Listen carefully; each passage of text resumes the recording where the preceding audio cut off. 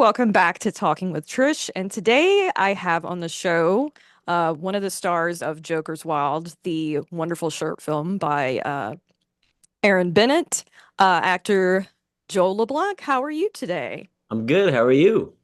I am doing pretty good. Yeah. So first, I did want to talk about Joker's Wild, of course, because it was one of my favorite short films that came out last year.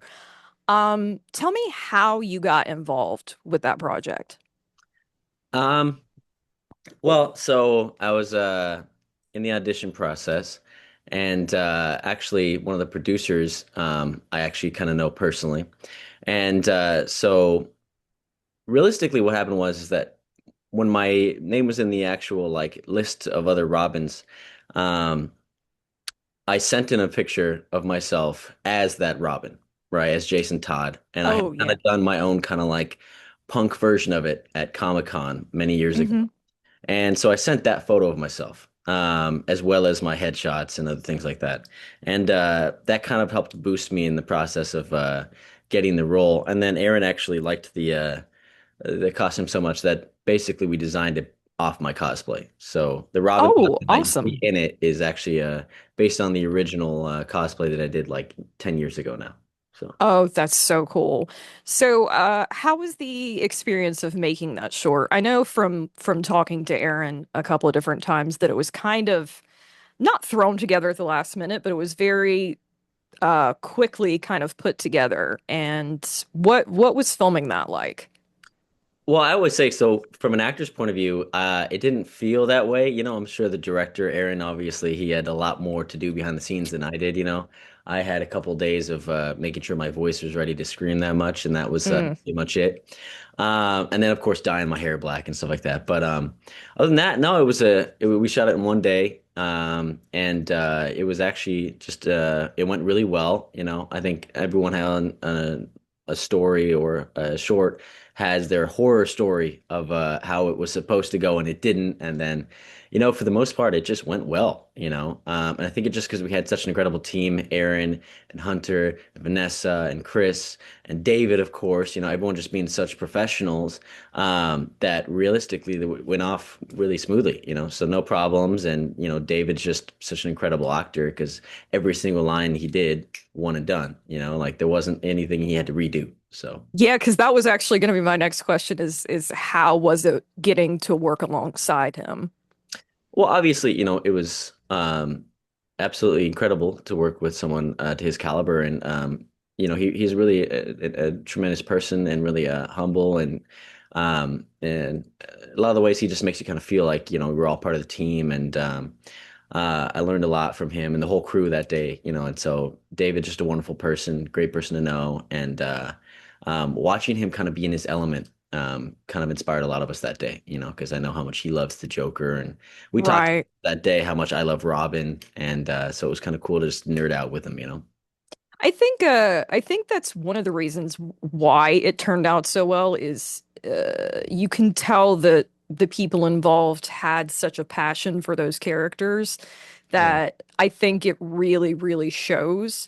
I honestly, I have my qualms with a lot of different stuff that DC has put out, but I consider this to be one of the best kind of Batman fan films that has been put out in like the past 10 or so years. Like it's insanely good. I'm really glad that Aaron is considering doing he's thinking about doing not only a sequel to this, but he told me if he can, he wants to continue to make like a series of these. And I really hope that he does because there's so many, especially kind of sticking to that to the horror genre, there's so much you could do with Batman because there's this amazing like rogues gallery of villains in Batman and a lot of them are truly really creepy. When did you find out that there would be a sequel to Joker's Wild and that you were coming back? Because that was a surprise to me. Well, actually, ironically, I was at the gym and Aaron called me and he said if I'd written a sequel, would you want to read it? And I was like, yeah. And so I've read the script obviously, and Aaron's a very talented writer, and I still have hopes that it could be made one day. You never know. So Yeah. I'm really hoping because I know there's definitely been some ups and downs trying to get money for the project, but the fan base is definitely there. Um, I was really excited to see it to continue. When it comes to the horror genre, are you a fan of the horror genre at all? absolutely. Horror is kind of some of my favorite genre, especially to act in film. Actually, I'll give you a scoop that I haven't told anyone else yet. Oh, okay. Um, I've written and working with some credible actors and talent. Another short film that I'm very, very excited and proud of. We're in the development of, and I'm actually teaming up with some of the people from Joker's Wild again, Ooh. and an actress that I'm very happy to be working with. And it kind of explores, and this is the first time I'm talking about this, so it kind of explores the duality of relationships, but also the demons that we bring into relationships and also what we pass to our children.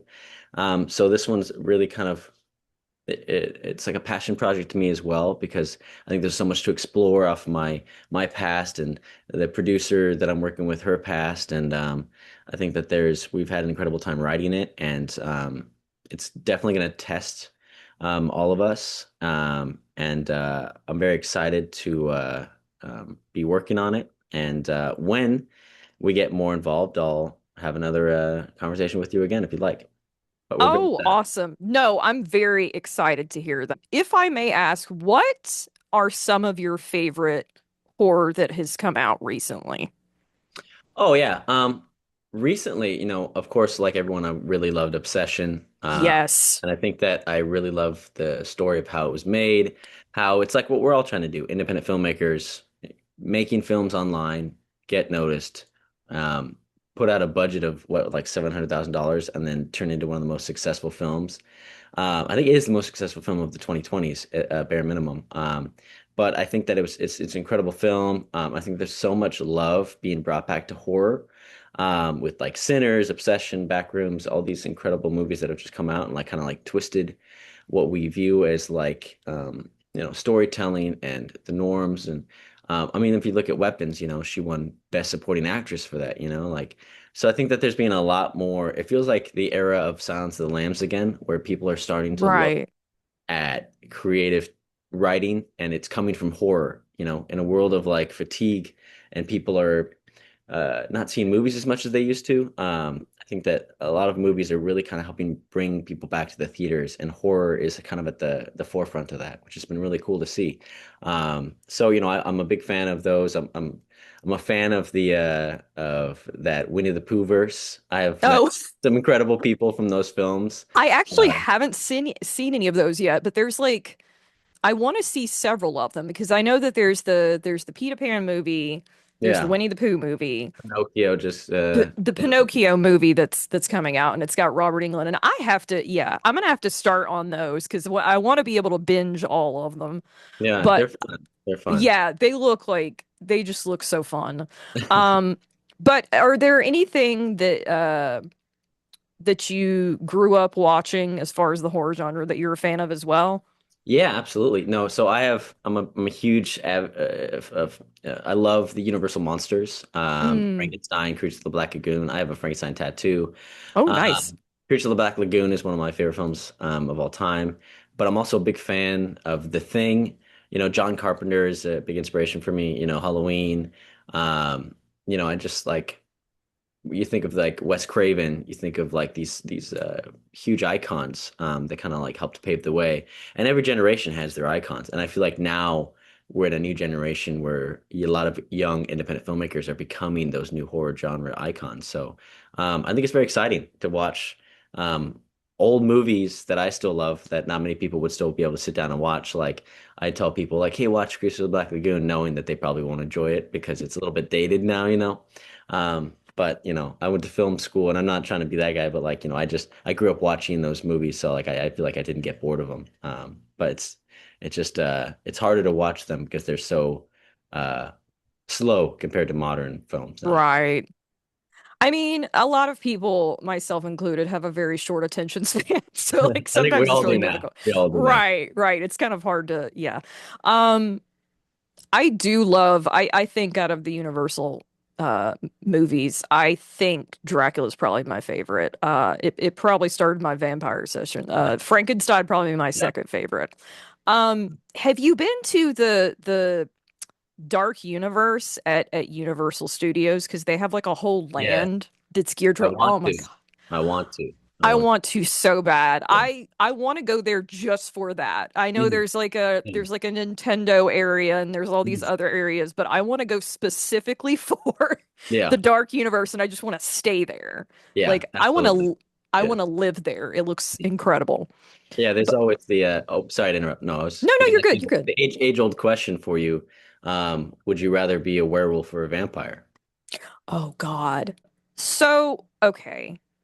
So the werewolf, if we're trying to just think logistically here, would be better in the sense that like you wouldn't have the issue of it happening all the time, just on the Yeah. full moon.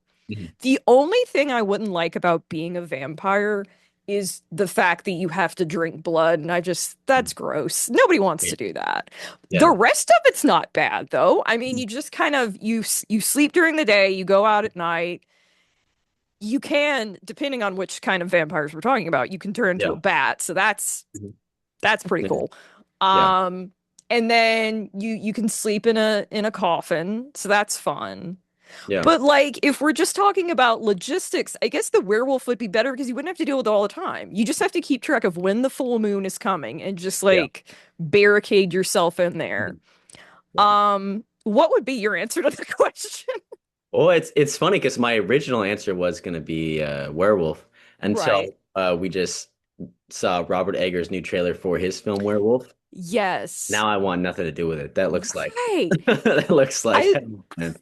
I But it looks do so good. I do like that he's making it because I mean what I liked about the movie like American Werewolf in London that not like all of One the of my werewolf favorites. movies do is it looks painful and Oh, that's how the Robert Eggers one looks oh is man. it just looks very unpleasant to Yeah, experience. no. It makes you I think like the director sits you down and goes, "You don't want this. You don't Yeah, want right. this." I mean, like, so yeah, that's another thing is like if the werewolf transformation was like extremely painful, Mm, I don't think I'd pick that one. Because at least like if you're a vampire, I don't think it's a uncomfortable process. It just yeah, depends.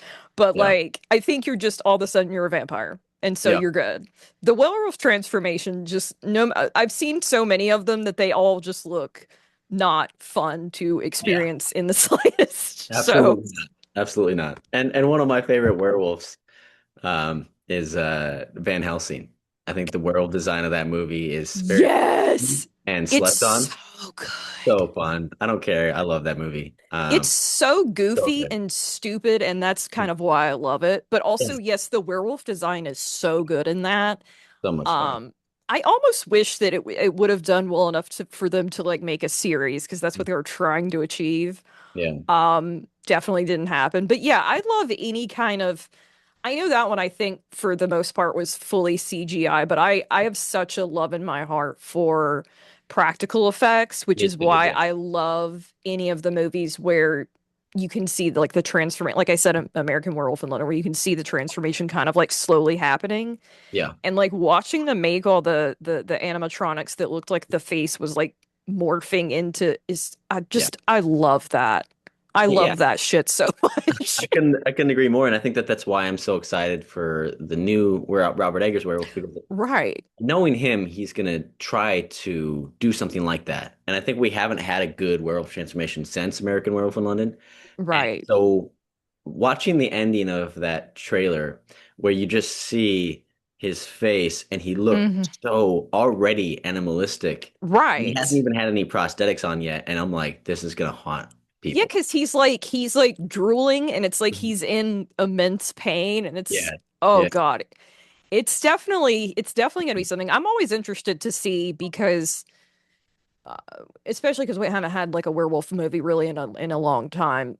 But Mhm. everybody has their different like designs of how a werewolf will look. So I'm very interested to Mm. see what Robert Eggers does. Yeah, Because absolutely. there's part of me that really likes, like you said, the Van Helsing one that looks kind of more wolf than anything else. But I also am very partial to the Lon Chaney original one, which just Yeah. looked kind of ridiculous. Yeah. But Yeah. I mean, it's so cool.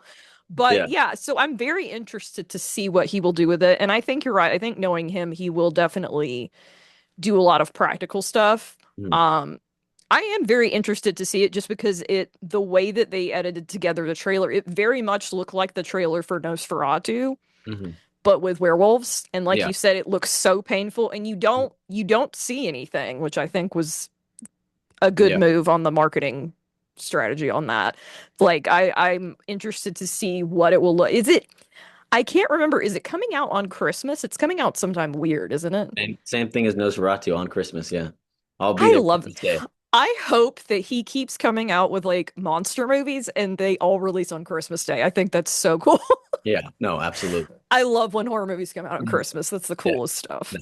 It gives me something to do on Christmas Day too, so I'll be there. Right. I mean, I need to start doing that. Like I don't think we've been to the movies on Christmas since I don't know when. But I mean, I feel like the crowd wouldn't be too bad either. That'd be like a good time to go. 'Cause I Yeah, mean, so I used to manage a movie theater when I was young, and you'd expect it to not be that bad. During the morning, obviously slow, but families are together for that time. So as oh, the day goes, they need something to do, and people right. So like it's great. later it'd probably be more crowded. That's true. Yeah. Yeah, I'm definitely gonna I gotta see that though. I was so late on seeing Nosferatu, it was ridiculous. So I didn't end up seeing it in the theater because I wasn't sure if it was my cup of tea. I'm still not sure if it's not, to be honest with you. But I remember seeing it in when we were able to like stream it at home. And more than anything, I really do love Robert Eggers, his sets, the costumes, the way that he films things. Like the way that that film looked was so Oh man. beautiful. It just Yeah.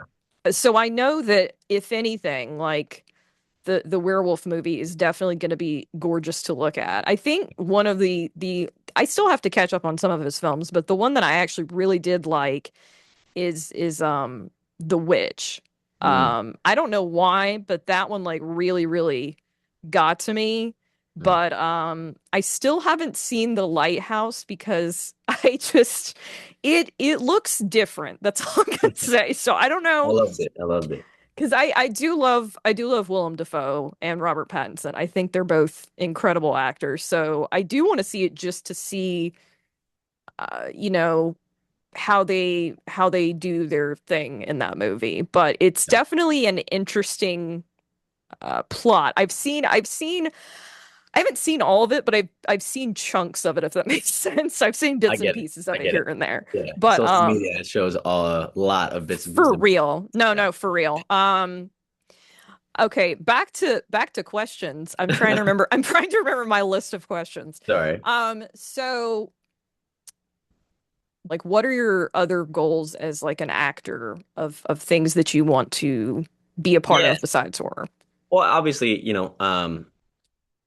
I would love to be part of anything that I'm right for. And I think that like at this point of my career, I I can't be as picky. And I want to take things that I really love and I'm passionate about, but also at the same time, working on set in any capacity is beautiful. And you're working with the collaborative, other creative people and everything like that. But the goal for me, what I really also love is I love dramatic performances.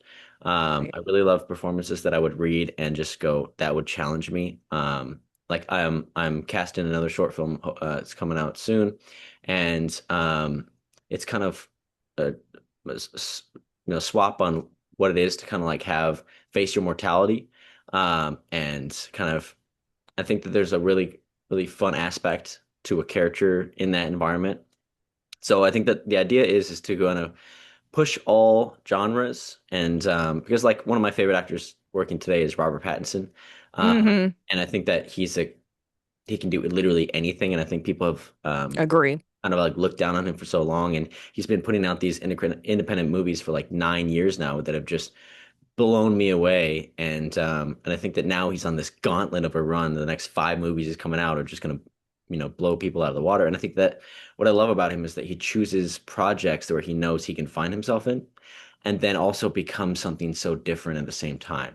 So what I want to do with my career is, kind of be something like that, where, and this isn't self-deprecation. I've been told that I'm not necessarily a leading man. And I think that that's what we try Okay, to first do. off, I don't think that's true. I Hey, don't think hey, I didn't, I I don't didn't say think that. I that's just true. said I've just been told that. But I think that as an actor, we're also our worst critics. So we're always the hardest on ourselves.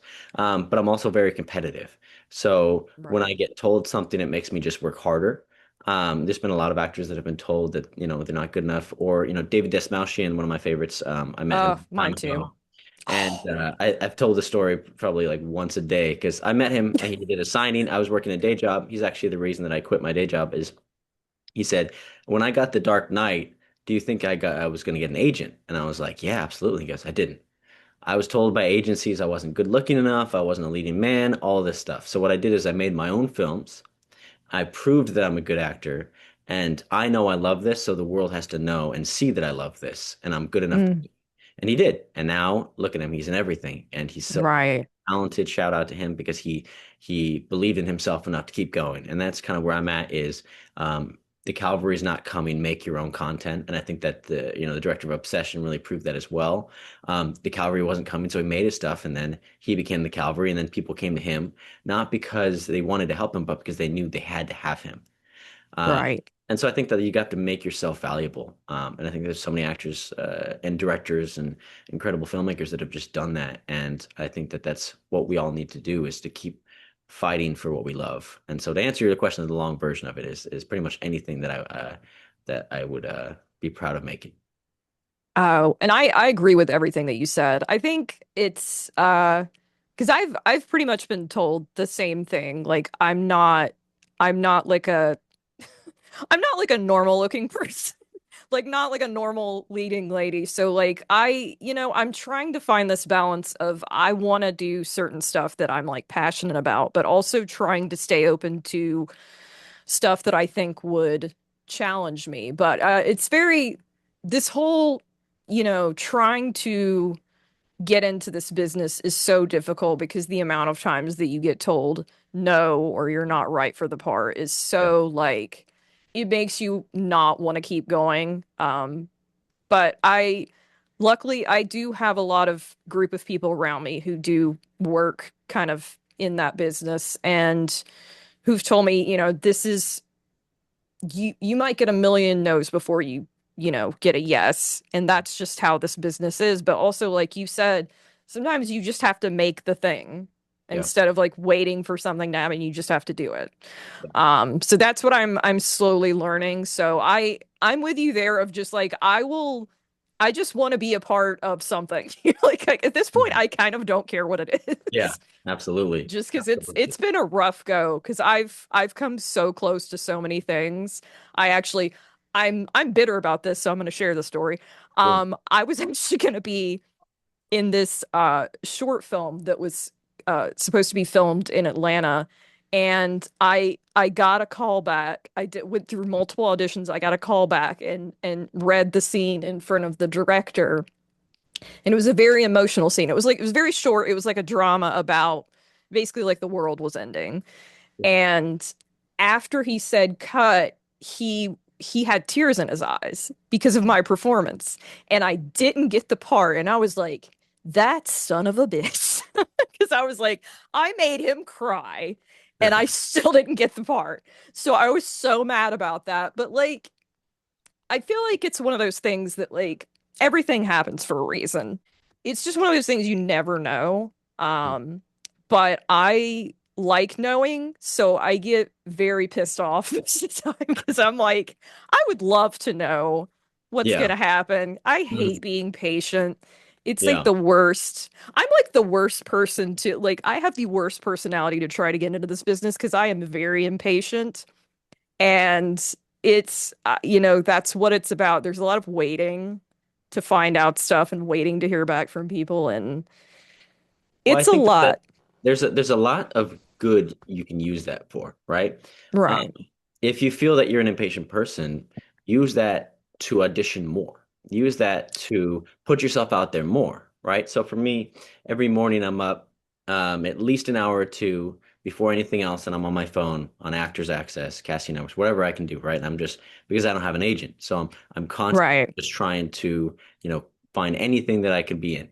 And if impatience, because I also struggle with that, as we all do now, Hmm. can be a virtue if you allow it to be, because allow it to be the key that drives you further, right? Because there's a lot of actors that may be more talented or better looking, whatever, that society wants us to be, but maybe they're lazier because they don't have the drive because they walk in a room and they just get apart. And so I feel like um, I have to set myself apart to say, I'm going to keep working. I'm in my acting class. I'm doing all kinds of other things to make sure that if I walk into a room, that I deserve to be there. And my impatience is what made me apply to 100 things a day to help Hmm. try to prove that I'm worth being in that room. So I think don't ever let society tell you that you're not normal looking or that you're impatient or anything like that, because I think that we all bring our own uniqueness to any part, to any role. And like I said, I've been told, many things in my life that I had to take with a grain of salt. And when I looked at all my actor buddies and they're all like models and, blah, blah, blah. And I'm like, hey, you know what? That just means that I got to work as least as hard as them, and if it's your passion, you'll Right. work at it. That's all we got to do is just work hard every day. Yeah, and I actually just did submitted a couple of different things before I got on the Zoom call with you finally, because it's like constant Mm. every day for me, just constantly like looking for things and auditioning for things. And again, it just sometimes I just want to give up because it's like, well, I've submitted to, however many things and I haven't heard anything back. But it's like, you know, you never know that Yeah. out of the 100 things that I submit for, like one thing could be the thing Yeah, that will, and so it just got to keep going. absolutely. It just got to keep. You can't. I think if it's like anything right now, like I feel like one of my favorite experiences is that I went a couple of years without booking anything, and then I got a background role on the movie Rebel Moon Part Two, is Zack Snyder film, I and saw that. I and saw that on your IMDb page. and it turned out I was on that for a month and a half and met some of some of my best friends now on that film. Made a lot of good connections, and ironically, I actually got to be directed in a scene, though short as it was, 3 seconds, by Zack Snyder, who's Oh one of my my favorite God. filmmakers of all time. So I think that sometimes even the smallest thing as background or day play or whatever we can get. Can help us to not lose our creativity again. Because then I came off that, and then it was nothing again for a long time. Ironically, it was really nothing until Joker's Wild, which was a 2 year difference. Uh, Right. so I think that sometimes we have to ride the highs. And one of my favorite expressions is "This too shall pass." Um, sorry, my dog is. But anyway, this too shall pass. You're good. When things are good, this too shall pass. And when things are bad, this too shall pass. So, it's important to remember that when things are good, stay humble and remember the bad times too. And when things are bad, remember that there is good coming. Patience comes with that. That's all. Is there anything else that you can share about any upcoming projects? I think you pretty much told me the stuff I was going to ask about. There's possibly a couple feature films that I have auditions for. I can't say anything about them. But I'm very excited for those. If I can get those, it would be a huge step in my career. I have an incredible filmmaker who's helping me navigate that. And I've just really enjoyed all the people that I've met through Joker's Wild. Yourself, everybody has been such a great community that's helped push me on my journey. And so I've gotten a lot of amazing opportunities already, and I'm very blessed. But I will say stay tuned because hopefully there are some big things coming. Okay, fingers crossed. I'm so excited. I too have upcoming things that are they're very small. They're not a big deal, but I'm not allowed to talk about either one of them. You can So, never say yeah. they're very small, never say they're not a big deal because they are. Yeah, they're a big deal to me. Good. That's what matters. Definitely. So yeah, definitely stuff will be coming near Very the end of excited. this year and next year. So I'm hoping, everything works out. Fingers crossed. So fingers crossed for both of us. But There we go. thank you so much for talking to me today. You enjoy the rest of your day, and I will talk to you later. Yeah, thanks so much for having me.